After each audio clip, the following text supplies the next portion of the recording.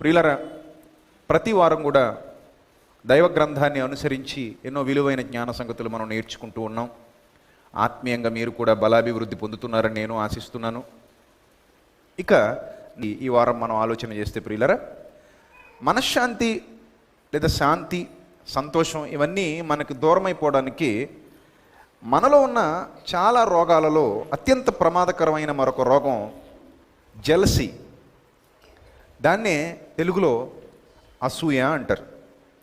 ఎప్పుడైతే ఈ అసూయ అనేది మానవ జీవితంలోనికి వచ్చేస్తుందో ఆటోమేటిక్గా మనలో ఉన్నటువంటి ఆనందం, మనలో ఉన్నటువంటి సంతోషం కోల్పోతుంది, మనలో నుండి వెళ్ళిపోతుంది. ఉన్న జీవితాన్ని కూడా మనం హ్యాపీగా జీవించలేం, ప్రభువులో మనం వర్ధిల్లలేం, దేవునిలో ఎదగలేం. ఎందుకంటే అది దేవునికి అసహ్యకరమైన లక్షణం. జెలసీ అనేది లేదా అసూయ అనేది దేవునికి అత్యంత అసహ్యకరమైన లక్షణం. ఆ లక్షణం ఉండటం వలన దేవుడు ఎప్పుడూ ఆనందించడు, దేవుడు ఎప్పుడూ సంతోషించడు. సో దైవ గ్రంథంలో దానికి సంబంధించి చాలా విషయాలు దేవుడు వ్రాయించాడు. ఒక్కొక్కటిగా మనం చూస్తే మీ దైవ గ్రంథాలు తెరిచి జాగ్రత్తగా పెట్టుకోండి. చాలా విషయాలు దేవుడు దైవ గ్రంథంలో దానిని గురించి వ్రాయించాడు. అసూయ అనేది చాలా ప్రమాదకరమైనది. చిన్నతనం నుంచి కూడా ఈ అసూయ అనేది చాలామందికి పెరుగుతూ వస్తుంది. నిజం, ఈ అసూయ అనేది చాలామందికి పెరుగుతూ రావడం వాళ్ళ బ్రతుకులో చిన్నతనం నుంచి కూడా. ఉదాహరణకి ఇద్దరు అన్నయ్య తమ్ముడు ఉంటే తమ్ముడు ఎదురుగా అన్నయ్యను పొగిడితే తమ్ముడికి ఆ సమర్థత లేకపోతే నేను కూడా ఆ సమర్థతను సంపాదించుకోవాలి అనే భావనలోనికి వెళ్ళడు. నాకు లేనిది మా అన్నయ్య దగ్గర ఉంది కనుక వాడు పొగడబడుతున్నాడు, నేనేమో పొగడబడట్లేదు, నాకు ఆ అప్రిసియేషన్ రావట్లేదు, వాడికి వస్తుంది అన్న భావనలో నేనెందుకు సాధించలేను అని ముందుకెళ్ళడం మానేసి వాడి మీద అనవసరంగా ఏం పెంచుకుంటాడు? అసూయ పెంచుకుంటాడు. ఫస్ట్ భూమి మీద పుట్టిన ఇద్దరు అన్నదమ్ములు కయీను, హేబెల్. ఈ హేబెల్ని కయీన్ అనేవాడు చంపేయడానికి గల కారణం కూడా అదే. ఇంచుమించుగా కయీన్లో ఉన్నటువంటి జెలసీ. వాడు దేవుని ఎదుట సమర్థవంతంగా లేడు, దేవునిని మెప్పించే స్థాయిలో వాని బ్రతుకు లేదు. దేవునిని మెప్పించే స్థాయిలో వాని బ్రతుకు లేదు కాబట్టి ఆ అర్పణ దేవుడు తీసుకోలేదు, ఆ అర్పణ దేవుడికి నచ్చలేదు. ఐ డోంట్ లైక్ అన్నాడు, I don't like you first అన్నాడు. ఎప్పుడైతే దేవుడు అతని యొక్క అర్పణను లక్ష్య పెట్టలేదో, ఎందుకంటే ఇతన్ని లక్ష్య పెట్టలేదు, ఫస్ట్ బైబిల్ అదే మాట వ్రాయబడింది, I don't like you, I don't like Cain. Cain అంటే నాకు అసలు ఇష్టం లేదు. ఎందుకు కయీన్ అంటే ఇష్టం లేదు, దేవుడు ఎందుకు కయీన్ ఇష్టపడలేదు అని అంటే ఫస్ట్ అతని నడవడిక బాగోలేదు. దేవునికి అనుకూలమైన జీవితం ఎవరికి లేదు? కయీన్కి లేదు. సో అతని ఆఫరింగ్ కూడా దేవుడు ఏమన్నాడు? వద్దన్నాడు, నీ ఆఫరింగ్ నాకు వద్దు, నీ జీవితం బాగోలేనప్పుడు నీ ఆఫరింగ్ నాకు ఎందుకు? So I don't like your offering also, నాకు వద్దు. ఎప్పుడైతే ఇది వద్దన్నాడో సరే హేబేల్ది స్వీకరించేశాడు. కయీన్ది స్వీకరించలేదు కానీ హేబేల్ది స్వీకరించేశాడు. చాలామంది అంటారు కయీను కుళ్ళిపోయింది, పాడైపోయింది, పట్టుకెళ్ళాడండి అందుకని వద్దన్నాడు దేవుడు అంటారు. మన ఆలోచనలు ఎప్పుడు ఇలాగే ఉంటాయి. దేవుడు మనలాంటి స్వభావం కలిగిన వాడు కాడు. నువ్వు నిజంగా మంచి మనసుతో ఉండి నీ దగ్గర ఆ కుళ్ళిపోయిందే ఉండి అదే పట్టుకుని వెళ్ళినా కానీ స్వీకరించగలిగే మనసు ఎవరిది? దేవుంది. ఆయన నీ హృదయం కుళ్ళిపోయిందో లేదో చూస్తాడు కానీ నీ చేతిలో ఉన్నది కుళ్ళిపోయిందో లేదో చూడ్డు. ఎందుకంటే ఆయనకు పదార్థం అవసరం లేదు, ఏం కావాలి? నీ హృదయం కావాలి ఫస్ట్. నిజంగా అలాంటి వాడే అయితే 2 కాసులు ఇచ్చిన భేద విధవరాలను ఎందుకు స్వీకరిస్తాడు ఆయన? చెప్పండి. లక్షలు కోట్లు వేసిన వాళ్ళని స్వీకరించాలి కానుకల పెట్టిలో, కానీ ఆయన ఎవరిని స్వీకరించాడు? 2 కాసులు వేసిన భేద విధవరాలను స్వీకరించి ఏమంటాడంటే ఈమె తమ జీవనం అంతయు ఇచ్చేసింది అంటాడు. సో దేవుడికి మనలాంటి స్వభావం ఉంటుందని ఎప్పుడు కూడా మీరు ఆలోచించేసుకుని అర్థం లేని విషయాలను బైబిల్లోనికి చొప్పించి మీకు నచ్చిన విధానంలో దాన్ని చెప్పకూడదు. కయ్యను కుళ్ళిపోయిన అట్టిపొళ్ళు తీసుకెళ్ళాడండి, హేబెల్ ఏమో బాగా బలిసిన గొర్రెని తీసుకెళ్ళాడు, అందుకని హేబెల్దేమో స్వీకరించాడు, కయ్యింది ఇలా బోధించే వాళ్ళు కూడా చాలామంది ఉన్నారు. మన కర్మ అలా లేదు. అక్కడ కుళ్ళిపోవడం లేదా మంచిది తీసుకెళ్ళడం అది కాదు. అక్కడ అసలు విషయం ఏంటంటే కయ్యను హృదయం బాగలేదు దేవుని ఎదుట, ఎవరు బాగున్నారు? హేబెల్ బాగున్నాడు. సో ఇద్దరు వెళ్ళారు, అక్కడ అర్పణ ఆఫరింగ్ ఇచ్చారు. బట్ దేవుడు కయీన్ని రిజెక్ట్ చేశాడు, హేబెల్ని యాక్సెప్ట్ చేశాడు. సో ఎప్పుడైతే హేబెల్ యాక్సెప్ట్ చేయబడి కయీను రిజెక్ట్ అయిపోయాడో, కయీని ఏం చేయాలంటే, నేను ఎలా యాక్సెప్ట్ చేయబడాలి, అలా చేయబడాలి అంటే నేను ఏం చేయాలి, నేను ఎలా మార్చుకోవాలి, నా జీవితాన్ని ఎలా మార్చుకోవాలి, నా బ్రతుకుని ఎలా మార్చుకోవాలి, నేను కూడా దేవుని దృష్టికి ఇష్టడుగా యోగ్యుడిగా ఎలా మారాలి, ఇలా ఆలోచించాలి. నిజంగా అయితే అది ఆరోగ్యకరమైన వాతావరణం, ఆరోగ్యకరమైన మనస్సాక్షి, ఆరోగ్యకరమైన ఆత్మీయ స్థితి అంటారు దాన్ని. కానీ అతను ఏం చేశాడంటే, అరే నాకు రానిది నా తమ్ముడికి రావడం ఏంటి? సో అక్కడ అతని మీద అసూయ పెంచుకున్నాడు. ఇది చాలా చెడ్డ లక్షణం. ఈ లక్షణం వల్ల కయీను ఆనందాన్ని కోల్పోయాడు, సంతోషాన్ని కోల్పోయాడు, దేవునికి దూరం అయిపోయాడు, తన బ్రతుకులు అన్నీ పోగొట్టుకున్నాడు. సో అసూయ అనేది అంత ప్రమాదకరమైనది. తన బ్రతుకులో చాలా విలువైన క్షణాలు, దినాలు ఉండాలి, వాటిని వాడు చెరిపేసుకున్నాడు. దీనంతటికీ కారణం ఏంటి? అసూయ. అంటే అసూయ కలిగిన వారు తమకు తాము హాని చేసుకుంటూనే ఎదుటివారికి కూడా ఏం చేస్తారు? హాని చేస్తారు. సో ఆ లక్షణం అస్సలు ఉండకూడదు మనలో. చాలామంది చూడండి, సొంత అన్నదమ్ములు, సొంత అక్క చెల్లెళ్ళు, సొంత కుటుంబ సభ్యులు ఒకరిని చూసి ఒకరు అసూయ పడిపోతుంటారు.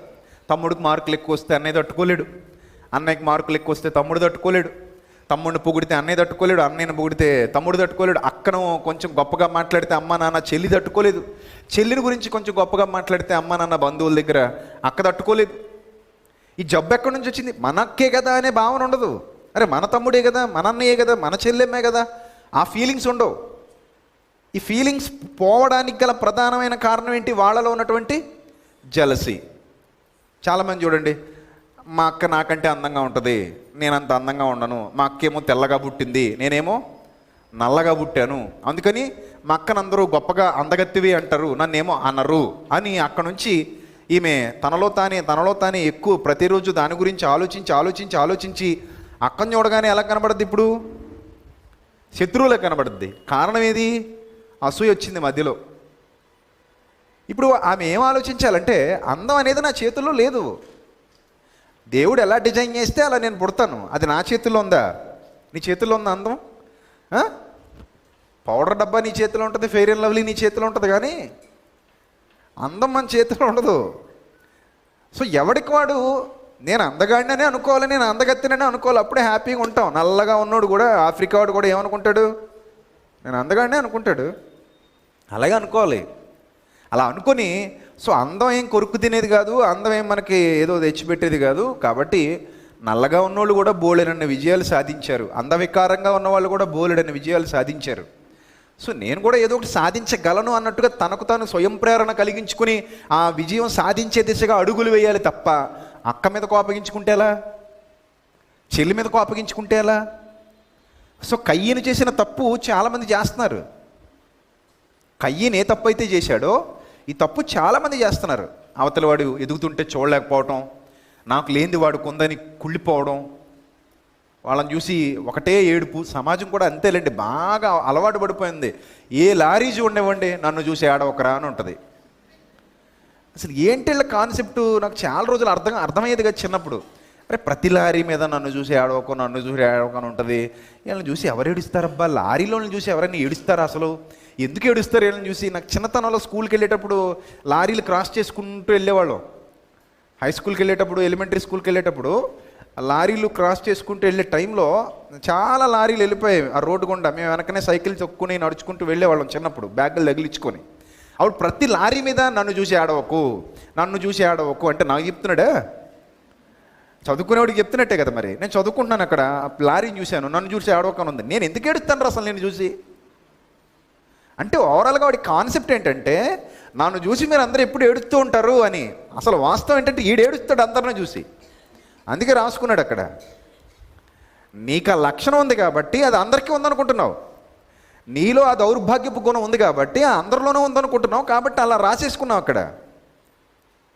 చూశారు, చాలామంది ఆటోల మీద కూడా ఇదే మాట కనబడుతూ ఉంటుంది. చాలా ఆటోల మీద ఉంటుంది, నన్ను చూసి ఏడవకని. నిన్ను చూసి ఎవ్వడే ఏడవడు, ఏడ్చిన నష్టం ఏమీ లేదు, నువ్వు మాత్రం ఏడవకు, ఫస్ట్ నువ్వు కరెక్ట్ చేసుకో, ఆ పేరు తీసేయి, ఆ రాసింది తీసేయి, ఫస్ట్ నువ్వు కరెక్ట్ చేసుకో అంతే. ఎవడికో ఏడవకని చెప్పకు, నువ్వే ఆడవకు ఫస్ట్. అర్థమైందా? ఈ సమాజం నేర్చుకున్నదే ఇది. ఎదుటివాడు ఎదిగిపోతున్నాడని ఏడవడం, ఎదుటివాడిని చూసి అసూయ పడిపోవటం, ఈర్ష్య పడిపోవటం. మన పక్కింటోడు బిల్డింగ్ కట్టుకుంటే మనకి ఏంటండి బాధ? నేను పెంకుటింట్లో ఉండిపోయానని బాధ. నేను ఇంకా పెంకుటింట్లోనే ఉండిపోయాను, వాడు ఎప్పుడు ఏం చేసుకుంటున్నాడు? బిల్డింగ్ కట్టేసుకుంటున్నాడు. నీకేంటి నొప్పి? నేనేమైనా డబ్బులు అడిగాడా? బిల్డింగ్ కట్టుకోవడానికి? అక్కడ నుంచి ముఖ్యంగా పల్లె ప్రాంతాల్లో అయితే మా ఇంటి మీద సిమెంట్ పడిందని గొడవ పెడుతుంటారు, మా ఇంటికి దుమ్ము వచ్చేస్తుందని గొడవ పెడుతుంటారు. అసలు కారణం అవి కాదు. నచ్చితే దుమ్ము పడిపోయినా బరలే, సిమెంట్ పడిపోయినా బరలే, ఒంటి మీద పేడ పడిపోయినా బరలే. అసలు కారణం అది కాదు. నువ్వు బిల్డింగ్ కట్టుకోవడం ఓవరాల్గా నాకు నచ్చలేదు అంతే. నాకు కొంచెం అసూయగా ఉంది, జలసీగా ఉంది. నేనేమో ఇంకా పెంకుటింట్లో ఉన్నాను, నువ్వేమో బిల్డింగ్ కట్టేసుకుంటున్నావు. నేను ఎలా తట్టుకోగలను? అది తట్టుకోలేకే మా ఇంట్లో సిమెంట్ పడింది, మా ఇంటి మీద ఇటుక పడింది, మా ఇంటికి దుమ్ము వచ్చేసింది, ఇందాకే శుభ్రంగా తుడుచుకున్నాను మళ్ళీ పడిపోయింది. ఇవన్నీ చెత్త విషయాలన్నీ పైకి తీసుకురావడం అదే జలసీ, అసూయ, కుళ్ళు, మత్సరం అది. సో లోపల ఈ అసూయ పేరుకుపోవడం వల్ల వీళ్ళకే ఆనందం లేదు, అవతల వాళ్ళకి ఏముండదు, ఆనందాన్ని ఉండనివ్వరు. వీళ్ళకే ఆనందం ఉండదు, అవతల వాళ్ళకే ఆనందాన్ని ఉండనివ్వరు. దాన్ని ఎప్పుడైతే మనలో నుండి తీసేసుకుంటామో అప్పుడే మనం ప్రశాంతంగా ఉండగలుగుతాం. ఎప్పుడు కూడా నాకు నేను, నా చుట్టూ నేను, నా పరిధిలో నేను, అంతవరకే. అవతల వ్యక్తి గురించి నాకెందుకు? వాడు ఎలా ఉంటే నాకెందుకు? వాడు ఎదిగితే నాకెందుకు? వాడు గొప్పవాడైతే నాకెందుకు? వాడు ఏ స్థితికి వెళ్తే నాకెందుకు? నేను కూడా స్థితికి వెళ్ళగలగాలి. ఒకానొక టైంలో అలాంటి వాళ్ళని ఇన్స్పిరేషన్గా తీసుకోవాలి. సో అతను 10 కిలోమీటర్లు పరిగెత్తాడంటే నువ్వు అసూయ పడకూడదు. నేను 11 కిలోమీటర్లు ఎందుకు పరిగెత్తకూడదు అని అనుకోవాలి. That is the inspiration. అంతేగాని వాడు 10 కిలోమీటర్లు పరిగెత్తాడు, వాడు కాళ్ళు పడిపోతే బాగుండు, వాడికి ఏదైనా రోగం వచ్చేస్తే బాగుండు, వాడికి ఎప్పుడు పరిగెత్తకుండా అయిపోతే బాగుండు, నీకేం వస్తుంది? నీకేమీ రాదు. ఆ పనికిమాలిన కడుపు మంట చల్లారుతుంది అంతే. ఆ పనికిమాలిన కడుపు మంట చల్లారి నీ కడుపేదో నిండిపోయినట్టుగా నువ్వు ఫీల్ అవుతావు తప్పితే దానివల్ల ఏమైనా యూజ్ ఉందా? నీకు చెప్పు, నువ్వే చెప్పు, దానివల్ల ఏమైనా యూజ్ ఉందా? అవతల వ్యక్తి మీద అసూయ పెంచుకోవటం వల్ల నీకు ఏమైనా యూజ్ ఉందా? లేదు, ఏ యూజ్ లేదు. సో ఇలాంటి క్యారెక్టర్స్ మనకు బైబిల్లో చాలా కనబడతాయి. కేవలం కయీన్ హేబేలే కాదు, ఇలాంటి క్యారెక్టర్స్ కరిగి తమకు తాము హాని చేసుకున్న వాళ్ళు చాలామంది మనకు బైబిల్ గ్రంథంలో కనబడతారు. వాళ్ళకి ఏదో తెలియని అసూయ, ఎదుటివాడు బాగుపడితే చూడలేకపోవటం, ఎదుటివాడు పేరు సంపాదించుకుంటే చూడలేకపోవటం, ఎదుటివాడిని గౌరవిస్తే చూడలేకపోవటం, ఎదుటివాడు కొంచెం గొప్పగా వీడికంటే కనబడితే చూడలేకపోవడం. అంతెందుకు, వాడు మంచి బట్టలు వేసుకున్నా కూడా వీడు చూడలేడు. పిల్లల్లో అది డెవలప్ కానివ్వకూడదు. పిల్లల్లో మీరు చూడండి, 2 పిల్లలు ఉన్నారనుకోండి, ఇద్దరికి మంచి బట్టలు వేరు వేరు రంగులు తెచ్చారనుకోండి, వీడిది బాగానే ఉంటుంది, యాక్చువల్లీ వేసుకుంటాడు. కానీ అంటాడు, నా రంగు, నేను వేసుకున్న రంగు కంటే అదిగో అన్నయ్య వేసుకున్న రంగు బాగుంది అంటాడు. ఆడికి మంచిది తెచ్చారు, నాకేమో చెడ్డది తెచ్చారంటాడు. నేను వేసుకున్న డ్రెస్ కంటే వాడి డ్రెస్సే బాగుంది, వాడికేమో మంచి డ్రెస్ తీసుకొచ్చారు, నాకేమో చెడ్డ, నా షూ ఏమో బాగాలేదు, వాడి షూ ఏమో చాలా బాగుంది అంటాడు. యాక్చువల్లీ వీడు ఆనందించలేకపోతున్నాడు. వీడిది కొత్తదే, వీడిది మంచిదే, కానీ దీనిలో వీడికి ఆనందం లేదు. అవతలోడు దాంట్లో మాత్రం బాధను తెచ్చుకుంటున్నాడు. చూశారు? అసూయ వల్ల మన ఆనందం పూర్తిగా పోగా అవతల వాడికి ఉందన్న బాధను తెచ్చుకొని దేనికి కొరగాకుండా అయిపోయి చివరికి ఏం చేసుకుంటాం? మనశ్శాంతిని కోల్పోతాం. ఇప్పుడు మీకు ఇంకొక ఉదాహరణ చూపిస్తాను. అదే దైవ గ్రంథంలో నుండి మరొక ఉదాహరణ చూపిస్తాను. ఆదికాండం 30 అధ్యాయం మొదటి నుంచి చూద్దాం. రాహేలు తాను యాకోబునకు పిల్లలు కనకపోవుట చూచి తన అక్కయందు అసూయపడి, జాగ్రత్తగా చూడండి, ఇక్కడ రాహేల్ అనే క్యారెక్టర్ని జాగ్రత్తగా చూడండి. రాహేలు వాళ్ళ అక్కుంది, వీళ్ళిద్దరూ కూడా యాకోబుకు భార్యలు. ఏమండి? రాహేలు, లేయా, వీళ్ళిద్దరు ఎవరు? యాకోబుకి భార్యలు. ఇద్దరు కూడా అక్క చెల్లెళ్ళే, సొంత అక్క చెల్లెళ్ళే. వాళ్ళ నాన్న మోసం చేసి, యాక్చువల్లీ ఎవరిని? రాహేల్ని మోసం చేసి వాళ్ళ అక్కనిచ్చి పెళ్లి చేసేస్తాడు ఫస్ట్. తర్వాత చెల్లెల్ని ఇస్తాడు అనుకోండి. ఇతనేమో వాళ్ళని ఆమెను పెళ్లి చేసుకున్నందుకు మామగారికి కొలువు చేస్తాడు. అది ఎప్పుడో పూర్వకాలం కదండి, ఇప్పుడు ఇలాంటివి ఏం వర్కౌట్ అవ్వవు. ఏమండి? కొలువులు గిలువులు ఇప్పుడేం వర్కౌట్ అవ్వవు కదా, పూర్వకాలం అది. సో ఆ పూర్వకాలం కాబట్టి ఇలాంటి విధానాలు అమల్లో ఉండేవి.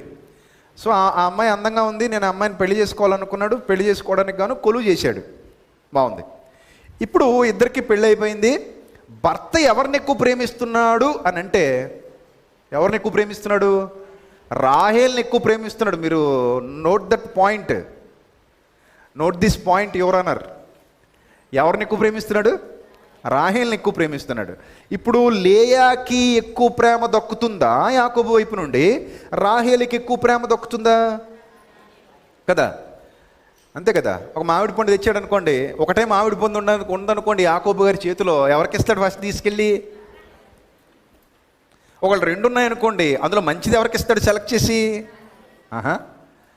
సో ఇన్ని బెనిఫిట్స్ ఎవరివి? ఇప్పుడు ఇన్ని బెనిఫిట్స్ ఎవరివి? రాహేలువే కదా. అంటే హ్యాపీయే కదా జీవితం. అక్కతో కంపేర్ చేసుకుంటే జీవితం హ్యాపీయా కాదా? హ్యాపీయే. భర్త ప్రేమ దొక్కుతుంది, ఫస్ట్ ప్రియారిటీ లభించింది, అన్నింట్లో కూడా అన్ని బెనిఫిట్స్ తనకే ఉన్నాయి, అన్ని విధాలుగా హ్యాపీగా ఉంది. భర్త ఎక్కువ ప్రేమిస్తున్నాడు, తనతోనే ఎక్కువ ఉంటున్నాడు, తన అక్కతో కంటే కూడా తనకి ఎక్కువ వాటా ఇస్తాడు, తనని ఎక్కువ బాగా చూసుకుంటాడు. ఇన్నున్నా కూడా ఏముంది? ఎడిషనల్గా ఏముంది? అసూయ. ఎవరి మీద? అక్క మీదే. మళ్ళీ వేరే వాళ్ళు కాదు, రక్త సంబంధికురాలు. ఆ రక్త సంబంధికురాలి మీద సొంత చెల్లికి సొంత అక్క మీద ఏముంది? అసూయ ఉంది. సో ఇన్ని ఆనందాలు ఉన్నా ఆనందాలు ఏవి ఈవిడికి ఆనందాల్లా అనిపించట్లేదు. మీరు గమనించండి జాగ్రత్తగా. ఇన్ని ఆనందాలు ఉన్నా కూడా ఈ ఆనందాల్లా అనిపించక ఈ ఆనందాలు కాళ్లకు బంధాల్లా కనబడుతున్నాయంటే కారణం ఏంటంటే ఒక్క అసూయ. మైండ్లో ఈ అసూయ అనేది చొరబడటం వల్ల కళ్ళ ముందున్న ఆనందాన్ని కూడా మనం అనుభవించలేము అనే సత్యాన్ని తెలుసుకుంటున్నాం. వాస్తవానికి అక్కడ ఏం పదార్థం మారిపోలేదు, ఆమె మీద ఏం బరువులు పడిపోలేదు, ఆమెకు కొత్తగా వచ్చిన కష్టం ఏమీ లేదు. ఆమె అనవసరంగా తన మనసును ఏం చేసుకుంటుంది? పాడు చేసుకుంటుంది. అనవసరంగా మనసును ఏం చేసుకుంటుంది చెప్పండి? పాడు చేసుకుంటుంది. సో ఇప్పుడు జాగ్రత్తగా చూడండి. నాకు గర్భఫలములిమ్ము, లేని ఎడలు నేను చచ్చిపోతానంటుందట. లేని ఎడలు నేను ఏమవుతాను? చచ్చిపోతానంటే ఏం చేసుకుంటాను? ఆత్మహత్య చేసుకుంటాను. దానికి పిల్లలు పుట్టారు, నాకు పుట్టలేదు. చూసారా? దానికి పిల్లలు పుట్టారు, నాకు పుట్టలేదు. పెద్దలు కూడా అంటూ ఉంటారు, అత్తగారు తిట్టినందుకు కాదు, తోడుకోడలు నవ్వినందుకని. సో తోడుకోడలు ఎందుకు నవ్విందంటే నన్ను మా అత్తగారు తిట్టింది, దాన్ని కూడా తిడితే లెవెల్ అయిపోయేది, నన్ను ఒక్కదాన్ని తిట్టింది, దాన్ని వదిలేసిందని బాధ. చిన్నప్పుడు స్కూల్లో కూడా టీచర్ కొట్టాడు అనుకోండి, ఈయన కొట్టాడు అనుకోండి, పక్కన కొడితే బాగుండు అనుకుంటాడు. ఇదేమో దరిద్ర స్వభావం, మరి ఇదేమో చండాల స్వభావం అండి. ఇప్పుడు నేను కొట్టాడు, నువ్వు తిన్నావు, పక్కన ఎందుకు కొట్టాలి నాకు అర్థం కాదు. పోనీలే నేను నన్ను కొట్టాడు, వాడైనా సేఫ్ సైడ్ ఉన్నాడు, వాడికి దెబ్బలు తగలలేదని ఆనందపడాలి కదా. అబ్బే అలా కాదు, నన్ను కొట్టాడు వాడిని కొట్టాలి. పరీక్షలో రిజల్ట్స్ వచ్చినప్పుడు ఫ్రెండ్స్ అందరూ రిజల్ట్ పేపర్ పెట్టుకుని చూసుకునేటప్పుడు వీడు ఫెయిల్ అయిపోయాడు అనుకోండి, ఆ తర్వాత అవతల వాళ్ళ ముఖాల వైపు చూస్తూ ఉంటాడు, ఎవడెవడు ఫెయిల్ అయిపోతాడా అని. ఓన్లీ నేను ఫెయిల్ అయిపోయాను, మిగిలిన వాళ్ళు పాస్ అయితే బాగుండనే స్వభావం ఉండదు. నాతో పాటు అందరూ ఫెయిల్ అయిపోతే నేను హ్యాపీగా ఉంటాను. ఫస్ట్ వీడి మనసుకి అమ్మయ్య అని సాంత్వన లభిస్తుంది అనమాట. అంటే బాధ ఏంటంటే వీడు ఫెయిల్ అయిపోయినందుకు కాదు, అవతలడు పాస్ అయినందుకు. అంతే కదా? వీడు ఫెయిల్ అయిపోయినందుకు బాధ లేదు, అవతలడు పాస్ అయినందుకు మాత్రం బాధ వచ్చింది. దాన్నే అసూయ అంటారు. ఇల్లు చెత్త లక్షణాలు చాలా మోసుకు తిరుగుతూ ఉంటాం మనం. ఎప్పటికే మీ బ్రతుకులు ఇలాంటివి మోసుకు తిరుగుతూ ఉండొచ్చు మేబీ. ఎందుకంటే నేను ఇది మాట్లాడుతున్నప్పుడు అరే నా గురించేగా చెప్తున్నాడు ఈయన అని మీకు అనిపించింది అనుకోండి, మీరు కూడా ఏం చేస్తున్నట్టు? మోసు తిరుగుతున్నట్టే కదా. సో దాన్ని ఎంత తొందరగా బయటపడేస్తే అంత మంచిది. అది డస్ట్బిన్లో ఉండాలి, మనసులో ఉండకూడదు. అది అసూయ అనేది ఎక్కడ ఉండాలి? డస్ట్బిన్లో ఉండాలి. మనకు సంబంధించింది కాదు, చెత్తది. అది మనలో ఉందంటే అది దరిద్రం లోపల పెట్టి తిరుగుతున్నట్టే. ఆ చెత్తను బయట పెట్టే ప్రయత్నం చేయండి. సో ఇక్కడ చూడండి, ఈమెకు పిల్లలు లేరు, అక్కకు పిల్లలు ఉన్నారు, అందుకని చచ్చిపోతాను నేను అంటుంది. ఇదేంటి, నేనేం చేయనంటున్నాడు. ఇప్పుడు నేనేమన్నా దేవుణ్ణా? దౌర్భాగ్యురాలా?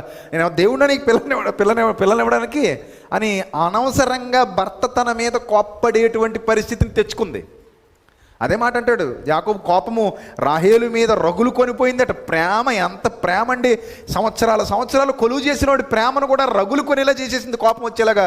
ఏంటంటే అసూయ. అంటే ఎంత పీడించేసిందో, ఎంత బాధ పెట్టేసిందో, ఎంత తినేసిందో, ఎంత ఇబ్బంది పెట్టేసిందో, ఎంత భయంకరంగా జ్యూస్ చేసేసిందో, అతన్ని పిండేసింది అనమాట శుభ్రంగా అతన్ని. ఇంకా అది భరించలేక అంత ప్రేమ పక్కన పెట్టేశాడు. ఏమంటున్నాడు ఇప్పుడు? రగిలిపోయింది, ప్రేమ పోయింది. ప్రేమ ప్లేస్లోకి ఏమొచ్చింది? కోపం వచ్చేసింది. కోపంతో రగులు కొని అంటున్నాడు, నేను నీకు గర్భఫలం ఇవ్వడానికి నేను ఏమన్నా దేవుడికి ప్రతిగా ఉన్నాను? నోరుమి అన్నాడు. అంతే. దేవుణ్ణి అనుకున్నావా గర్భఫలం ఇవ్వడానికి? అది మట్టి బొమ్మ అనుకున్నావా తొందరగా జిగురు మట్టితో చేసుకొచ్చేసి నీ చేతిలో పెట్టడానికి? గర్భఫలం ఎవరివ్వాలి? దేవుడిచ్చు బహుమానం, మనుష్యులు ఇవ్వలేరు దాన్ని. సో నువ్వు అసూయతో నిండిపోయి మీ అక్కకు పిల్లలు పుడితే నీకేం పోయే కాలం? నిన్ను బాగానే చూసుకుంటున్నాడు కదా భర్త, నిన్ను ప్రేమగానే చూసుకుంటున్నాడు కదా. సో నీకెందుకు అనవసరమైన జలసి, నీకెందుకు అనవసరమైన బాధ, నువ్వెందుకు అనవసరంగా దీన్ని మోస్తూ తిరుగుతున్నావు?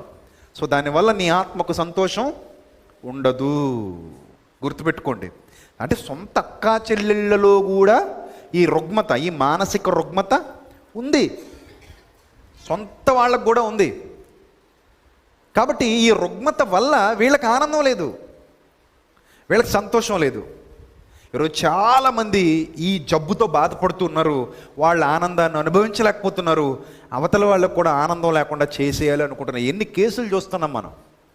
నాకు దక్కంది ఎవడికి దక్కకూడదు, నేను చెయ్యింది ఎవడో చేయకూడదు, నేను అనుభవించింది ఎవడో అనుభవించకూడదు. ఇలాంటి శాడిజం ఎంతమందిలో వచ్చేసిందండి, ఎంతమందిలో వచ్చేసింది. అవతలి వాడిని అప్రిసియేట్ చేసే స్వభావాన్ని కోల్పోయారు. సో అవతలవాడు ఎదుగుతున్నప్పుడు దాన్ని ఛాలెంజ్గా తీసుకుని, ఇది నా పోటీ, ఇది నా ముందు తను పరిగెత్తుతున్నాడు, నేను కూడా అతనితో పాటు పరిగెత్తగలగాలి, అతను సాధించినప్పుడు నేనెందుకు సాధించలేను, అతను గెలిచినప్పుడు నేనెందుకు గెలవలేను, వాడు చేసినప్పుడు నేనెందుకు చేయలేను, సర్లే ఆమెకి ఇప్పుడు వచ్చింది, నాకు కూడా త్వరలోనే మరొక అవకాశం రాకపోతుందా, నేను కంటేనే పిల్లలా, అంటే పిల్లలు పుట్టకపోతే ఇంకా వేరే విధంగా పిల్లల్ని సంపాదించుకోలేమా? ఎంతమంది అనాథ పిల్లలు లేరు, వాళ్ళను పోషించుకుంటే వాళ్ళని నా దగ్గర పెట్టుకునేంత మంచి మనసు నాకుంటే మా అక్క కంటే ఎక్కువ పేరు నాకు వస్తుంది కదా. ఇదొక విధానం. అప్పుడు అసూయ ఉంటుందా? చూసారా, పరిష్కారం వైపుగా ఆలోచనలు కొనసాగినప్పుడు అసూయ కనుమరుగైపోతుంది.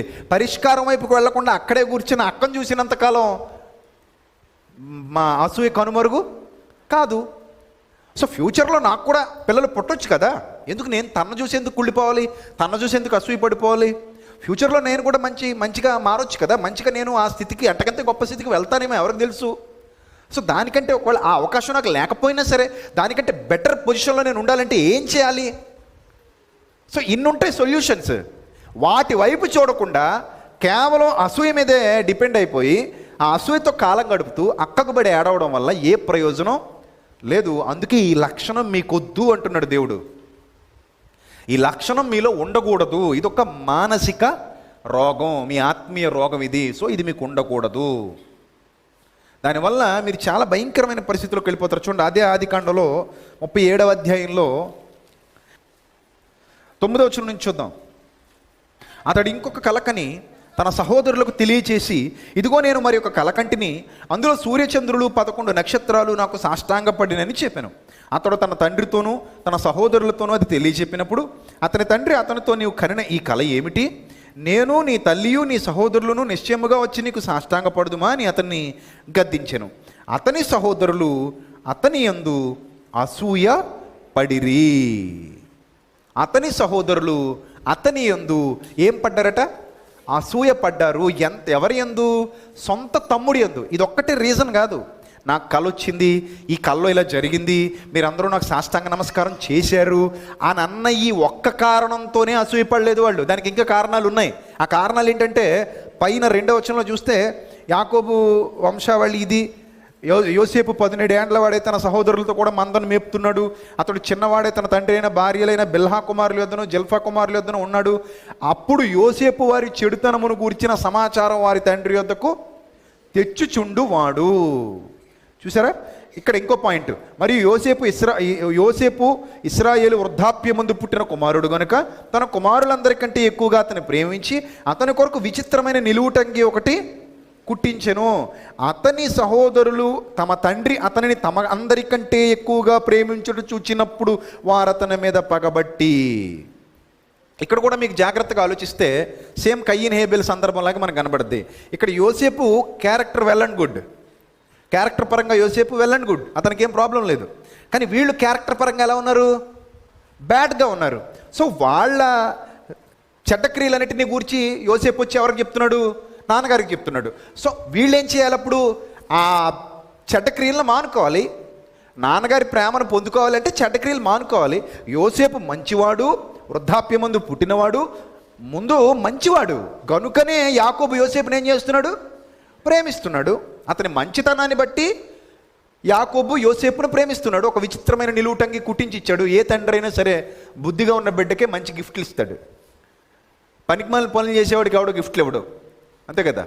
పనికిమాలిన పనులు చేసేవాడిని ఎవడు గౌరవించడు, ఎవడు పొగొడ్డు, ఎవడు ప్రేమించడు. సో వాడిని గద్దిస్తారు ఎక్కువ. సో వీళ్ళు చేసేవన్నీ చెడ్డ పనులు. ఈ చెడ్డ పనులు చేస్తున్నారు కాబట్టి యోసేపు వచ్చి చెప్పగలిగాడు. ఒకవేళ వాళ్ళు మంచిగా ఉంటే యోసేపు వచ్చి ఏమైనా చెప్పగలడా? చెప్పలేడు కదా. సో అంటే తప్పెవరిది ఇక్కడ? తప్పెవరిది? అన్నలది. అన్నలు తప్పు. యోసేపు మంచోడే, కానీ ఓవరాల్గా వీళ్ళ ఆలోచన ఏంటంటే తండ్రి ప్రేమిస్తున్నాడు కాబట్టి మేము మంచోళ్ళం కాకపోయినా, మేము ఎంత దుర్మార్గులమైనా వాడు మంచిగా ఉన్నాడు కాబట్టి మాకు వాడు నచ్చట్లా. చూసారా జబ్బు? వాడు మంచిగా ఉన్నాడు కాబట్టి మాకు వాడు ఏమవట్లా? నచ్చట్లా. సో కాబట్టి మేము అతన్ని అసహించుకుంటున్నాం, మేము అతన్ని వ్యతిరేకిస్తున్నాం, మేము అతన్ని ప్రేమించలేకపోతున్నాం. ఇది అసూయ. ఇదే అసూయ. అందుకే అతని యందు ఏం పడిరి? అసూయ పడిరి అని బైబిల్ చెప్తుంది. అసూయ పడిరి. నీ ఫ్రెండ్ నీకంటే గొప్ప స్థితికి వెళ్ళిపోయినప్పుడు నువ్వు అసూయ పడక్కర్లా. నీతో పాటు చదువుకున్నాడు నీకంటే మంచి పొజిషన్లో ఉన్నప్పుడు నువ్వు అసూయ పడక్కర్లా. నీకు వాడికంటే తక్కువ మార్కులు వచ్చాయని అసూయ పడక్కర్లా. వాడు పాస్ అయ్యాడు నువ్వు ఫెయిల్ అయ్యావని అసూయ పడక్కర్లా. వాడు ఎవడో నీకంటే ఏదో స్థితిలో ఉన్నాడు నువ్వు అసూయ పడక్కర్లా. నువ్వు నీ ఎఫర్ట్స్ అన్ని పెట్టి నువ్వు కూడా అతన్ని ఓవర్టేక్ చేసుకుని వెళ్ళటానికి దాన్ని ఒక ఛాలెంజ్గా తీసుకోవాలి, దాన్ని స్పోర్టివ్గా తీసుకోవాలి. స్పోర్టివ్గా తీసుకుని ఛాలెంజ్గా తీసుకుంటే నువ్వు అతను ఓవర్టేక్ చేయడానికి కష్టపడతావు. నువ్వు కూడా అది సాధించగలవు. ఎందుకంటే అతను కూడా నా వంటి మనుషుడే, అతనే ఎక్కడి నుంచో దిగి రాలేదు, నాలాంటోడే. అతను కొంచెం కష్టపడ్డాడు, నేను ఇంకా ఎక్కువ కష్టపడతాను. సో అతను సాధించినప్పుడు నేను ఎందుకు సాధించలేను? ఒకవేళ నీకు అవకాశం ఉంటే, అతను సాధించినప్పుడు నేను ఎందుకు సాధించలేను అనుకోవాలి. అవకాశం లేనప్పుడు నా పరిధి నాది, అతని పరిధి అతనిది అనుకోవాలి. ఇప్పుడు నేను ఇక్కడ కూర్చొని నేను అమెరికా ప్రెసిడెంట్ అయిపోవాలి అని అసూయపడిపోకూడదు, ఎందుకంటే అది నీకు సాధ్యం కానిది. కాబట్టి అలాంటి చెత్త విషయాలు మనసులోకి రాకూడదు, ఎందుకంటే మనకు సాధ్యం కానివి మనం ఎప్పుడు సాధించలేము. నేను అమెరికా ప్రెసిడెంట్ అవ్వాలనుకుంటే అది నీకు పాసిబిలిటీ ఉందా? దానికి లేదు కదా. కాబట్టి అలాంటి వద్దు. మీ ఊరికి ప్రెసిడెంట్ అవ్వగలమేమో చూడు, కానీ మనకు అది అవసరం లేదు. ఎందుకు మనకు అవసరం లేదు? మనం రాజకీయాల్లో అడుగు పెట్టేవాళ్ళం కాదు కాబట్టి. మనం ఎందులో ఉన్నాం? దేవుని యొక్క యాజకీయంలో ఉన్నాం కాబట్టి. సో ఇవన్నీ కూడా పాసిబిలిటీస్. మనకు అవసరం ఎంతవరకు, మనం చేయగలమా చేయలేమా, దానివల్ల మనకు ప్రయోజనం ఉందా లేదా, ఈ గోల్ నేను ఎంచుకున్న గోల్ సరైందా కాదా, నాకు ఈ లక్ష్యం ఉండొచ్చా ఉండక్కర్లేదా, ఇలాంటివన్నీ ఉండాలి మనకి. ఇవేమీ లేకుండా ఒకవేళ సాధ్యం కాని పక్షంలో పరిష్కారాలు ఆలోచించగలగాలి. దానికంటే బెటర్గా ఏదైనా చేయగలనా ఆలోచించగలగాలి. ఇప్పుడు ఈ సందర్భాన్ని మనం ఆలోచిస్తే యోసేపు కంటే బెటర్గా దేవుని యొక్క మెప్పు పొందుకుంటే వాళ్ళకు కూడా దేవుడు ఆ వరాలు ఏదో తలాంత్ ఇస్తాడు కదా. యోసేపుకి భవిష్యత్తు తెలుసుకునే తలాంత్ ఉంది. సో ఈ తలాంతు నాకు కావాలి. అప్పుడు ఇతను ఏం చేయాలి? ఇంకా దేవునికి విధేయుడు కావాలి, అంతేగాని అతనికి బడి ఆడకూడదు, అతను ఏందో అసూయ పడకూడదు. ఇప్పుడు యోసేపుకు ఈ తలాంతులు ఇచ్చిన దేవుడు నాకెందుకు ఇవ్వడు? సో నేను కూడా యోసేపు సేవించినట్టుగా దేవుడిని సేవిస్తే ఆ తలాంతు నాకు వస్తుంది కదా. ఇది స్పోర్టివ్ స్పిరిట్ అంటే. ఇది కాకుండా యోసేపు మీద అసూయ పెంచుకోవడం అన్నలు చేసిన అతిపెద్ద తప్పు. ఈరోజు కూడా సంఘాల్లో ఎవరైనా మంచిగా పాటలు పాడుతుంటే వీళ్ళు అసూయ పడిపోతూ ఉంటారు. వీళ్ళు గొంతు పోతే బాగుండు అనుకుంటారు. నిజం. ఎంత దుర్మార్గపు ఆలోచనలో తెలుసండి. ఎవడి మీద అసూయ పెంచుకున్నప్పుడు వాడికి ఏదైనా జరిగిందంటే వీళ్ళకి ఎంత ఆనందం వచ్చేస్తుందో. ఒకడు ఎవడైనా పవిత్రంగా బ్రతుకుతున్నాడు అనుకోండి, వాడు ఏదైనా చిన్న విషయంలో పొరపాటు చేశాడు అనుకోండి, దాన్ని చక్కగా ఫేస్బుక్లో పెట్టేద్దామని చెబుతారు వీళ్ళు. నిజం. ఫేస్బుక్లో పెట్టి పబ్లిసిటీ చేసేయాలి. అవసరమైతే ఫేక్ అకౌంట్లు పెట్టైనా సరే వాడిని చెడ్డ చేసేయాలి. అప్పుడు కానీ వీళ్ళ మనసుకి ఏముండదు, సాంత్వన ఉండదు. అంతెందుకు వాడు ఏ తప్పు చేయకపోయినా సరే వాడి గురించి బ్యాడ్ పబ్లిసిటీ చేసేయాలి. ఎందుకంటే వాడు వీళ్ళకంటే బెటర్గా బ్రతుకుతున్నాడు, వాడు వీళ్ళకంటే ఎక్కువగా దేవుని పని చేస్తున్నాడు, వాడు వీళ్ళకంటే ఎక్కువగా దేవుని దగ్గర తలాంతులు పొందుకుంటున్నాడు, వీళ్ళకంటే ఎక్కువగా దేవుని యొక్క ఆశీర్వాదం పొందుకుంటున్నాడు, దేవుని యొక్క దీవెన పొందుకుంటున్నాడు. సో అలాంటి సిచ్యువేషన్లో వీళ్ళకి అసలు నచ్చదు. అంత చెడ్డ క్యారెక్టర్ అండి ఇది, ఎంత చెత్త క్యారెక్టర్ ఇది. మన పరిధిలో మనకు దేవుడు ప్రత్యేకంగా జీవితాన్ని ఇచ్చే. వాణ్ణి నిన్ను కలిపి పుట్టించలేదే, వాణ్ణి నిన్ను అంటించి పుట్టించలేదే. మీరేమీ అంటుకుని పుట్టిన బేబీలు కాదే. నీ జీవితం నీదే, అతని జీవితం అతనిదే. నువ్వు వెళ్ళాల్సిన చోటకి నువ్వు వెళ్తావు, అతను వెళ్ళాల్సిన చోటకి అతను వెళ్తాడు. ఒకరికొకరికేమీ రిలేషన్ ఏమి లేదు కదా. సో అతను చూసి నువ్వెందుకు అసూయ పడిపోతున్నావు? సో అర్జెంటుగా మనం దీన్ని మనలో నుండి ఏం చేయాలి? తీసేయాలి. మనకు అసలు తగనిది. నేను ఎవరిని చూసి అసూయ పడకూడదు.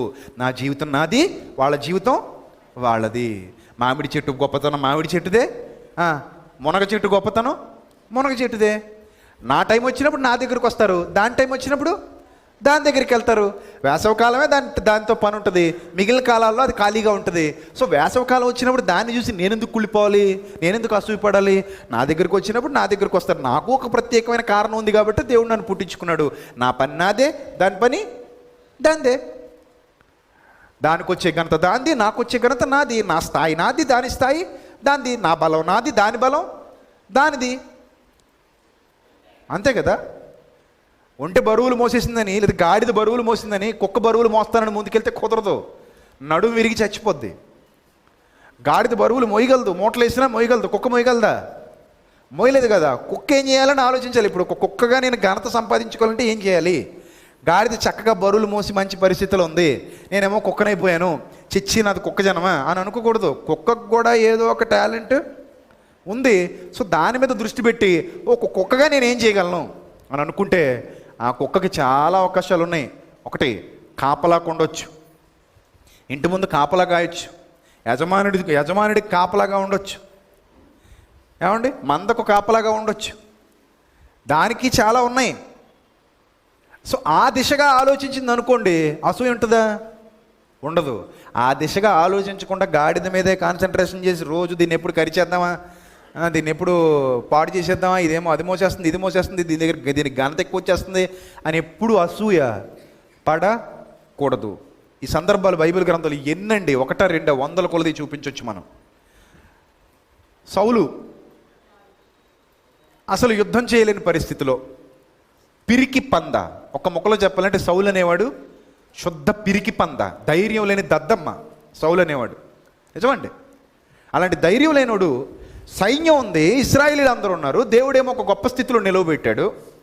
గొప్ప స్థితిలో నిలబెడితే యుద్ధానికి వెళ్ళి చావోరేవో తేల్చుకుని దేవుని ఎదుట ఆ దీవెన పొందుకుని జయించి తిరిగి రావాల్సిన వాడు గొల్యాత్ అనే ఒక పెద్ద ఆకారం అక్కడ ఉండేసరికి ఆ ఆకారాన్ని చూసి, ఆ ఆకారాన్ని గురించి విని ఇక్కడ ఆల్రెడీ డేలా పడిపోయి అంతఃపురం గోడ దాటి బయటికి రావట్లే, అంతఃపురంలో ఉండిపోయి ఎంత అసమర్థుడైపోయాడంటే, ఒక చిన్న పిల్లాడు వచ్చి రాజా నేను యుద్ధానికి వెళ్తానంటే ఏమాత్రం ఆలోచించకుండా యుద్ధ వస్త్రాలు అడిగి ధరించేయండి రా బాబు, ఎవడొకడు ముందుకు వచ్చాడు పోనీలే అన్నట్టుగా ఏం చేశాడు.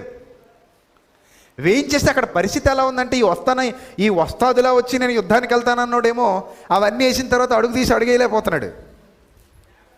ఆవిడ అంటాడు, అయ్యా నేను వీటిని మోయలేను, ఇవి నాకు వాడుక లేవు, ఇప్పుడున్న పొజిషన్లో వీటిని మోసుకుని వెళ్తే గొలియాతు నన్ను ముందే కొట్టేస్తాడు, నా దారిని నన్ను వదిలేయండి, నా పాటలేవో నేను పడతాను, వాడిని మాత్రం చంపొస్తాను, ఇవన్నీ వేసి పంపించేయకండి, నన్ను ఒక సైనికుల్లాగా ఇంత పెద్ద మోయలేని కిరీటం అదొక 50 కేజీలు, ఈ దట్టి కట్టేసి అదొక 70 కేజీలు, ఇవన్నీ ఒంటి మీద వేసే కత్తేమో ఒక 30-40 కేజీలు, ఇవన్నీ నాకు ఇచ్చేయకండి, ఎందుకంటే వీటిని మోసుకెళ్తే వాడు నన్ను మోసిపోతాడు.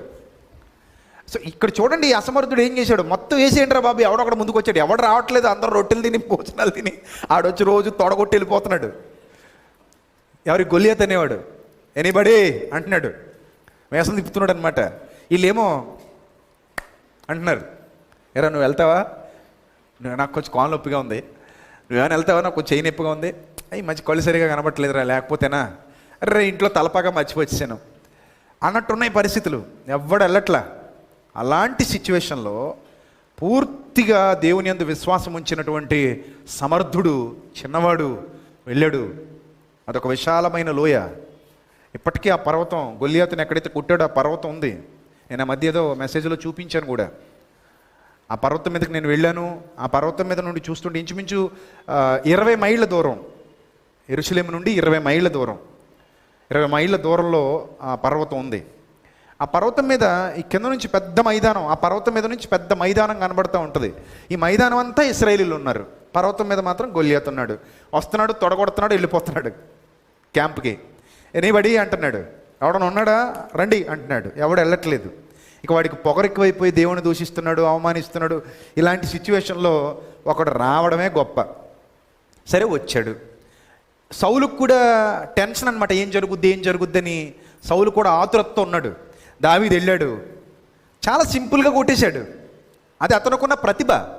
ఒడిసెల తిప్పటంలో నేర్పరి, ఒడిసెల తిప్పటంలో గురి చూసి కొట్టడంలో నేర్పరి, అడవిలో ఉండి నేర్చుకున్న విద్య అది.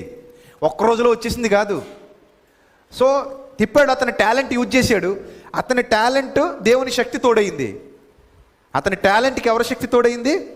దేవుని శక్తి తోడైంది. ఎప్పుడు నీకు టాలెంట్ ఉంటే దేవుడు తప్పక నీకు తోడై ఉంటాడు, నిజంగా ఆయనకు ఒబే అయి ఉంటే.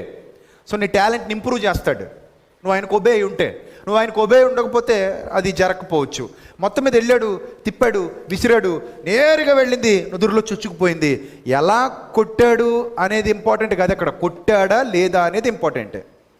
సో పరిగెత్తుకుని వెళ్ళాడు ధైర్యంగా, ఆ టైంలో ధైర్యంగా వెళ్ళాడు. ధైర్యంగా వెళ్ళి ఆ గొలియాతు చేతిలో ఉన్న కత్తినే, వరలో ఉన్న కత్తిని తీసేసుకున్నాడు. అతని తలనే తెగ నరికేశాడు. తల్ల పట్టుకుని వస్తున్నాడు. నిజంగా వీరుడు కదండి, నిజంగా వీరుడే. యుద్ధం ఎలా చేశాడు?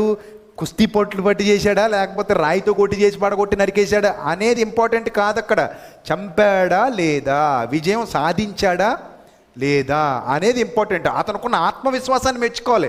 అంత ఆకారాన్ని ఈ చిన్న పిల్లాడు వెళ్ళి గెలుచుకొచ్చాడంటే ఆవిడ అంటాడు ఆల్రెడీ, నేనేమో కుక్కను అనుకున్నావురా, నా మీద కర్ర తీసుకుని వస్తున్నావు నువ్వు అంటాడు.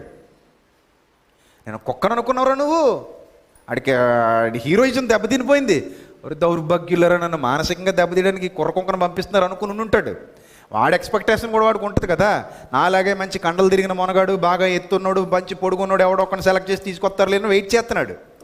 అలాంటి టైంలో ఈ పిల్లాడు శుభ్రంగా పరుగులు ఎత్తుకుంటూ వచ్చేస్తుంటే ఏదో గూటి పిల్ల ఆడుకోవడానికి వచ్చినట్టు.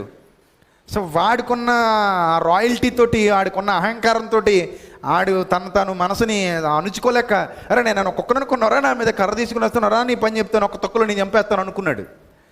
కానీ ఒక్కసారి ఆ రాయి విసరగానే నుదురులోనికి చొచ్చుకుపోయింది, నరికేశాడు, పట్టుకొని వస్తున్నాడు. వాస్తవానికి ఇలా ఈ పొజిషన్లో అదే జరిగితే మనం ఎవరిని పొగుడుతాం చెప్పండి? ఎవరి గురించి ఫేస్బుక్లో పోస్ట్ పెడతాం? అప్పుడు వేరు ఇప్పుడు వేరు కదా. ఎవరి గురించి ఫేస్బుక్లో పోస్ట్ పెడతాం చెప్పండి? దావీదు గురించే కదా పెడతాం. సౌలు గురించి పెడతామా? ఏం ఉద్ధరించాడని సౌలు గురించి పెట్టాలి? ఏం ఘనకార్యం చేశాడని సౌలు గురించి పెట్టాలి? సరే వస్తున్నాడు, అది స్త్రీలు. ఇప్పుడు రోడ్డు మీద స్త్రీలు ఉన్నారట. మగాడు పొగిడితే ఒకలా ఉంటుంది, ఆడవాళ్ళు పొగిడితే ఇంకోలా ఉంటుంది. ఇదో జబ్బు. సరే మొత్తం మీద వచ్చారు, పొగుడుతున్నారు. ఏమని పొగుడుతున్నారట? సౌలు వేల కొలదియు అంటే ఏదో ఏడుస్తాడని వేశారు ఆ లైకులన్నా కూడా. వాస్తవానికి అతనికి అసలు లైకులు అవసరం లేదు, కామెంట్లు అవసరం లేదు, ఏం అవసరం లేదు. అతనికి షేర్లు అవసరం లేదు, లైకులు అవసరం లేదు, కామెంట్లు అవసరం, అతనికి పోస్టే అవసరం లేదు అతనికి. అయినా కూడా ఏదో రాజు కదా ఎడుతాడులే అన్నట్టు, ఏది పెట్టాలే అన్నట్టు ఏం చేశారు? సౌలుకు వేల కొలదియు, దావీదుకు 9,000 ఎక్కువైపోయాయి. అక్కడ 9,000 ఎక్కువైపోయాయి. ఈడికి 9, కుర్రకుంకకి 9,000 ఎక్కువ. మరి అంతఃపురంలో చచ్చినప్పుడు గుర్తు రాలేదా 9,000? అంతఃపురంలో పిరికి పందల లోపల కూర్చున్నప్పుడు ఈ సమర్థుడు ధైర్యంగా ఆత్మవిశ్వాసంతో దేవుని యందు విశ్వాసం ఉంచి వెళ్ళాడే, ఆ విజయంలో, ఆ యుద్ధంలో విజయాన్ని సాధించి తిరిగి వచ్చాడే, ఆ క్రెడిట్ అంతా ఎవరిది? దావీదే కదా. నీకెందుకు అసూయ? నువ్వేమైనా సాధించావా? నువ్వేమైనా గెలిచావా? నువ్వేమైనా కష్టపడ్డావా? నువ్వేమైనా నీ పాత్ర ఏమైనా ఉందా అక్కడ? ఏమీ లేదే. నీకెందుకు అసూయ? అతను సమర్థుడు, అతను గెలిచాడు, అతను ఎఫర్ట్స్ అంతా పెట్టి కష్టపడ్డాడు, అది అతని సామర్థ్యం. నీకేం సామర్థ్యం లేదు కదా. నువ్వెందుకు కుళ్ళి చచ్చిపోవాలి? నువ్వెందుకు దాన్ని జ్ఞాపకం చేసుకుని మరి చచ్చిపోవాలి? నువ్వెందుకు అతన్ని చంపాలనుకోవాలి? అక్కడి నుంచి పడిందండి బీజం. ఎవరిని చంపాలని? దావీదుని చంపాలని. చివరి కూతురుని కూడా ఎరేసేసాడు, మేకాల్ని. అంత భ్రష్టుడిగా మారిపోయాడు అనుకుంటున్నారు. అంత భయంకరమైనది అసూయ.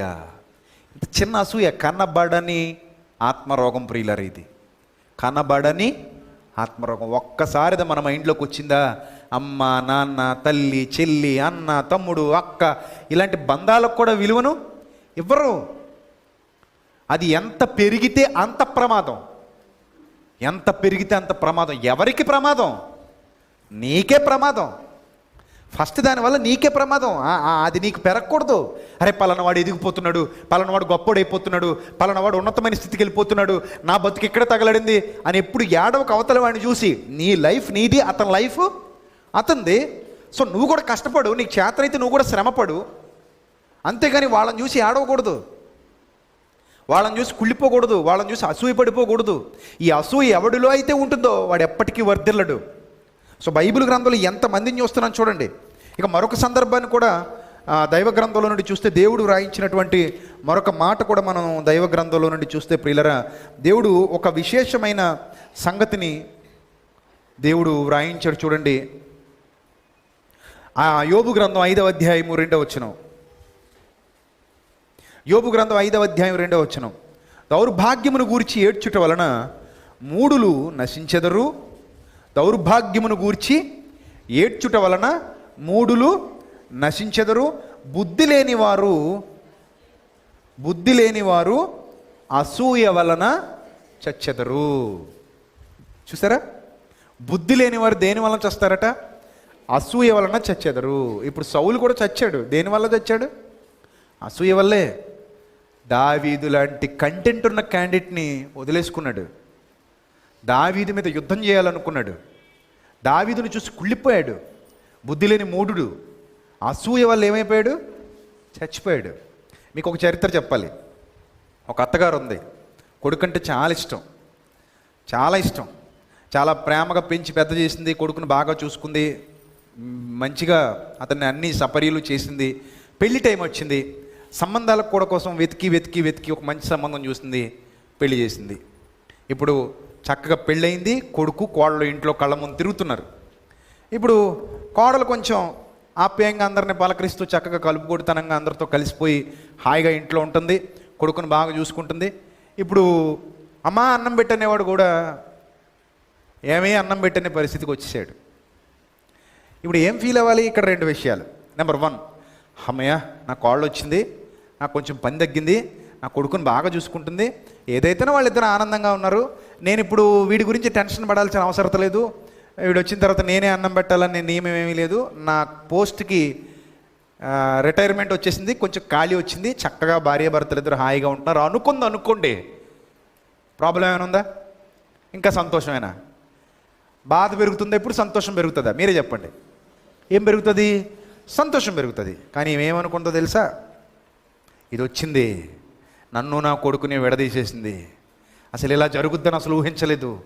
అమ్మా అన్నం పెట్టనేవాడు ఈ మధ్య అసలు అన్నం పెట్టమన్న మాటే వాడి నోటి వెంట రావట్లేదు, అమ్మ పరాయిదైపోయింది, ఇదేమో దగ్గర అయిపోయింది అని అనవసరంగా లేనివన్నీ ఊహించుకుని దరిద్రం అంతా నెత్తినేసుకుని ఇంకా ఒకటి మీ అమ్మగారు అట్టట్లేదు, మీ నాన్నగారేమో ఇంకొకటి పెట్టలేదు, మీరు అలాంటి వాళ్ళు ఇలాంటి వాళ్ళు అది ఇది నువ్వు ఏం చేయక్కర్లేదు, అలాగే వెళ్ళక్కర్లేదు, నువ్వు అలాగని కొడుకు దగ్గర నూరు పోసి చివరికి వాళ్ళిద్దరు కాపురాన్ని కూల్చేసేంతవరకు ఇవిడికి నిద్ర పట్టదు. సో అనవసరంగా కుటుంబంలో గొడవలు. కొన్నాళ్ళకి ఈమె అవసాన పరిస్థితి వస్తుంది. అప్పుడు కొడుక్కే కదా అన్నం, ఈవిడికి కూడా పెట్టాలి. ఎవరు పెట్టాలి? ఆ కోళ్ళే పెట్టాలి. ముందు నుంచి మంచిగా అసూయ లేకుండా మచ్చిక చేసుకుని ఉండుంటే, ప్రేమగా మంచి మాటలు ఆడుకుని ప్రేమగా ఆదరించి ఉండుంటే, వృద్ధాప్యానికి వచ్చేసరికి ఈమె మంచం పట్టే సమయానికి ఆమె ఖచ్చితంగా ఏం చేసేది? కనీసం భోజనం అయినా పెట్టేది. ఇప్పుడు ఆమె ఏమనుకుంటుందో తెలుసా? ఇన్నాళ్ళు మమ్మల్ని ఎంత బాధ పెట్టింది, దీనికి నేను ఎందుకు పెట్టాలనుకుంటుంది. ఇన్నాళ్ళు నన్ను ఇంత ఇబ్బందికి గురి చేసింది, ఎందుకు పెట్టడం కూడా మానేసింది. చూసారు ఎంత అసూయ వల్ల, అనవసరమైన ఆలోచన క్రియేట్ చేసుకోవటం వల్ల, అనవసరమైన అసూయ పెంచుకోవటం వల్ల ఎంత నష్టం వాటిల్లింది ఆమెకి. సో ప్రాక్టికల్గా ఇవన్నీ అనుభవిస్తేనే తెలిసేటువంటి విషయాలు. కానీ దైవ గ్రంథం మనకు చాలా ఓపెన్గా చూపిస్తుంది. మీరు జాగ్రత్తగా ఉండండి, ఇది మీకు ఉండకూడని లక్షణం. ఇది మీకు ఉండటం వల్ల మీరు అనవసరంగా మీ శాంతిని కోల్పోతారు, అనవసరంగా మీకున్న సంతోషాన్ని కోల్పోతారు, మీలో ఉన్న హ్యాపీనెస్ని కోల్పోతారు, మీరు ఎదగలేరు. సో బెటర్ టు రిమూవ్, దాన్ని మీరు తీసేసుకోవడం చాలా మంచిది. బెటర్ టు డిలీట్, దాన్ని డిలీట్ చేసేయండి మీ మైండ్లో నుండి. అర్థమవుతుందా? సో ఇంకొక వచనాన్ని కూడా మనం దైవ గ్రంథంలో నుండి చూడగలిగితే మత్తయి సువార్త 27వ అధ్యాయము 18వ వచనం. యేసుక్రీస్తు ప్రభు వారిని సిలువకు తీసుకుని వెళ్ళినటువంటి కాన్సెప్ట్లో, ఆ సందర్భంలో మత్తయి సువార్త 27వ అధ్యాయం 18వ వచనం చూస్తే, కాబట్టి జనులు కూడి వచ్చినప్పుడు పిలాతు, నేను ఎవరిని విడుదల చేయవాలని మీరు కోరుచున్నారు, బరబ్బనా లేక క్రీస్తు అనబడిన యేసునా అని వారిని అడిగాను. ఎలాగనగా వారు అసూయ చేత ఆయనను అప్పగించితరని అతడు తెలుసుకున్నాడట, ఎరిగి ఉండెను. ఇందుకే యేసుక్రీస్తుని అప్పగించడంలో ప్రధానమైన కారణం ఏంటట? ప్రధాన పాత్ర పోషించింది ఏంటి? అసూయ. ఎందుకు శాస్త్రులకి ప్రధాన యాజకులకి అసూయ? మెయిన్ రోల్ ఎవరిది ఆయన అప్పగించడంలో? శాస్త్రులు, పరిసయ్యులు, ప్రధాన యాజకులు. అసలు వీళ్ళకి ఎందుకు అసూయ? నెంబర్ 1, ఇతడు చేసినట్టు మేము చేయలేకపోతున్నాం, ఇతడు బోధించినట్టు మేము బోధించలేకపోతున్నాం, ఇతనుకున్నంత ఫాలోయింగ్ మాకు లేదు, ఫైనల్గా మా బతుకంతా ఇతను బయట పెట్టేస్తున్నాడు. అయ్యో అందులైన మార్గదర్శకులారా, గుడ్డి పరిసయుడా, సున్నం కొట్టిన సమాధులారా, దోమను ఒడియగట్టి ఒంటిని మింగువారు మీరే. గుడ్డివాడు మరో గుడ్డివాడికి త్రోవ చూపిస్తే ఇద్దరు కలిసి గుంటలో పడిపోతారు. ఓ గుడ్డి పరిసయుడా, ముందు వెలుపట కాదు లోపట శుభ్రం చేసుకో. ఇవన్నీ పబ్లిక్గా అన్న మాటలు, పబ్లిక్. అందుకే ప్రభువుని గురించి అంటారు, నీవు మోమాటము లేనివాడవనియు ఎవరిని లక్ష్య పెట్టని బోధకుడు అనియు మేము ఎరుగుదుము అంటారు. అంత ఓపెన్ మైండ్తో మాట్లాడేశాడు యేసుక్రీస్తు. ఎక్కడ కూడా భయపడలేదు ఎవరికి. తప్పు అయితే తప్పు అని ఖచ్చితంగా చెప్పాడు. ప్రజల్ని మోసం చేస్తుంటే మీరు మోసగిస్తున్నారు అని చెప్పాడు. ప్రజల్ని దారి తప్పిస్తుంటే మీరు దారి తప్పిస్తున్నారు అని చెప్పాడు. అంత ధైర్యంగా యేసుక్రీస్తు మాట్లాడేసరికి వాళ్ళు జీర్ణించుకోలేకపోయారు. అదేవిధంగా ఆయనకి ఫాలోయింగ్ కూడా పెరిగిపోయింది. ఎందుకంటే అది ఆయనకున్న శక్తి. ఆయన శక్తిని చూసి వీళ్ళు ఓర్వలేకపోయారు. ఆయన శక్తిని చూసి వీళ్ళు అసూయపడడం ప్రారంభించారు. చివరికి లాజర్ని బ్రతికిస్తే లాజర్ని కూడా చంపేద్దాం అనుకున్నారు. ఎంత మూర్ఖులు చూడండి. లాజర్ని బ్రతికించినందుకు యేసుక్రీస్తుకు పేరు వచ్చేస్తుందని లాజర్ని కూడా ఏం చేద్దాం అనుకున్నారు? చంపేద్దాం అనుకున్నారు. అంటే ఓవరాల్గా వీళ్ళకి ఏమి ఇష్టం లేదంటే యేసుక్రీస్తుకి పేరు రావడం ఇష్టం లేదు, యేసుక్రీస్తుకి ఘనత రావడం ఇష్టం లేదు, యేసుక్రీస్తుకి మహిమ రావడం ఇష్టం లేదు. సో యేసుక్రీస్తు చచ్చిపోవాలి. చచ్చిపోతేనే వీళ్ళ కడుపు మంట చల్లారుతుంది, లేకపోతే వీళ్ళ కడుపు మంట చల్లారదు. అసూయ ఏ స్థాయికి వాళ్ళు నడిపించిందో చూడండి. ఇప్పుడు వాళ్ళు నరకంలో యాతన అనుభవిస్తున్నారు. దానికి కారణం ఏంటి? అసూయ. ఇప్పుడు వాళ్ళ ఆత్మలు భయంకరమైన వేదన అనుభవిస్తున్నాయి. ఇప్పుడు ఎందుకు తెలుసా? 2000 సంవత్సరాలుగా, ఇప్పుడంటే ఇప్పుడే కదా, 2000 సంవత్సరాలు వాళ్ళు ఎప్పుడైతే చచ్చారో అప్పటి నుంచి ఇప్పటి వరకు వాళ్ళు భయంకరమైన వేదన అనుభవిస్తున్నారు. అలాంటి వేదన అనుభవించడానికి గల ప్రధానమైన కారణం వాళ్ళలో ఉన్నటువంటి అసూయ. ఆ అసూయ తగనిది. ఎప్పుడు కూడా దేవుడు ఒక వ్యక్తిని ఎన్నుకున్నాడు, దేవుడు ఒక వ్యక్తిని వాడుకుంటున్నాడు, దేవుడు ఒక వ్యక్తికి తలాంతునిచ్చాడు, దేవుడు ఒక వ్యక్తిని ఉన్నతమైన స్థితిలో నిలబెట్టాడంటే నువ్వు సపోర్ట్ చేయాలి. నువ్వు అతని క్రింద ఉండి సపోర్ట్ చేయాలి. ఎందుకంటే ఇతన్ని ఎన్నుకున్నవాడు దేవుడు, ఇతడు దేవుని వలన అభిషేకింపబడినవాడు, ఇతడు దేవుని వలన దేవుడు కోరుకున్న దేవునికి ప్రియుడు. సో దేవుడే లేకపోతే ఇతను ఇలాంటి కార్యాలు చేయలేడు, ఇంత విజయాలు సాధించలేడు, ఇతని వెనక దేవుడు ఉన్నాడు. సో నేను కూడా ఇలా ఉంటే బెటర్ అని స్పోర్టివ్గా తీసుకుని తండ్రి దగ్గర మెప్పు పొంది, తండ్రి దగ్గర ఘనత పొంది నువ్వు కూడా స్టేజ్కి వెళ్ళటానికి ట్రై చేయి. ఏలియా మనవంటి స్వభావము గల మనుషుడే. అతడు ప్రార్థించినప్పుడు దేవుడు అతని ప్రార్థన ఆలకించి ఆ ప్రార్థనకు ప్రతిఫలం ఇచ్చాడు. సో నువ్వు కూడా ప్రార్థన చేయంటుంది బైబిల్. ఏలియాలా నువ్వు కూడా దేవుణ్ణి మెప్పించే స్థితికి వెళ్ళొచ్చు. ఇదేం డిఫికల్ట్ కాదు, ఇదేం కష్టం కాదు, ఇదేం నీకు సాధ్యం కానిది కాదు. నువ్వు కూడా చేయొచ్చు. నేను మొన్న చెప్పాను కదా, విజయం ఏ ఒక్కడి సొత్తు కాదు, విజయం ఏ ఒక్కడి ఖాతాలోనూ లేదు. ప్రపంచం పుట్టినటువంటి మనుషులు పుట్టిన నాటి నుండి నేటి వరకు విజయాలు సాధిస్తున్నారు. విజయం చాలామందిని వివరిస్తుంది. విజయం అనేది యూనివర్సల్గా అందరికీ సంబంధించింది. అంతేగాని అవతల వాడు డెవలప్ అయిపోతున్నాడు, నువ్వు ఎప్పుడు కుళ్ళిపోకూడదు. అవతల వాడు డెవలప్ అయిపోతున్నాడు, నువ్వు ఎప్పుడు ఏడవకూడదు. అవతల వాడు నీకంటే బాగా వర్క్ చేస్తున్నాడు, నువ్వు ఎప్పుడు కృషించిపోకూడదు. అవతల వాడు నీకంటే ఉన్నతమైన స్థితిలో ఉన్నాడని నువ్వు ఎప్పుడు నువ్వు తగ్గించుకుని వాడి మీద అసూయ పెంచుకుని అనవసరమైన హాని చేసుకోకూడదు. అర్థమవుతుందా? నీ ఆత్మీయ జీవితానికి అది ఏమాత్రము మంచిది కాదు.